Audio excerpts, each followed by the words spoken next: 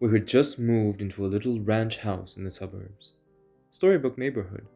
Quiet, friendly neighbors, picket fences, the whole 9 yards.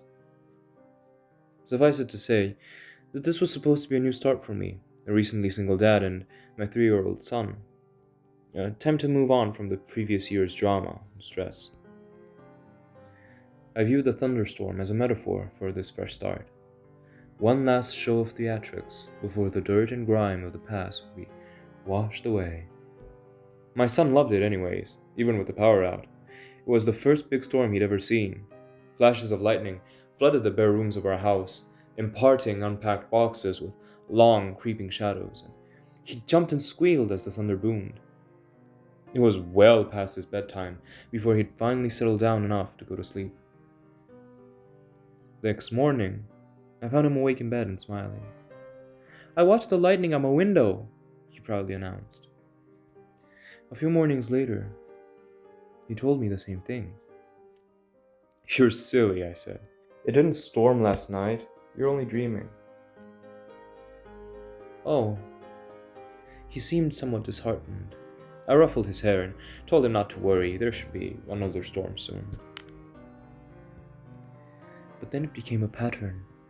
He would tell me how he watched the lightning outside the window at least twice a week, despite there being no storms. Recurring dreams of that first memorable thunderstorm, I figured. It's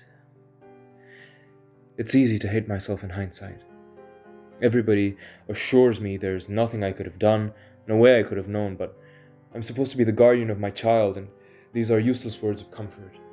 I constantly relive that morning, making my coffee, pouring milk over my cereal, and picking up the newspaper to read about the pedophile local authorities had just arrested. There was front page stuff. Apparently, this guy would select a young target, usually a boy, stake out their house for a while, and take flash photos of them through their window while they slept. Sometimes he did more. My stomach sank as the connection was made. At the time, it was merely something from a child's imagination. In retrospect, it's the scariest thing I have ever heard.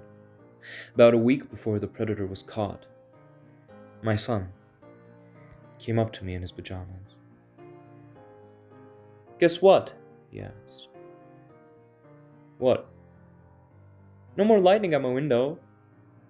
I played along. "Oh, that's nice. It finally died down, huh?" "No, now it's in my closet." I have yet to see the photos police have collected.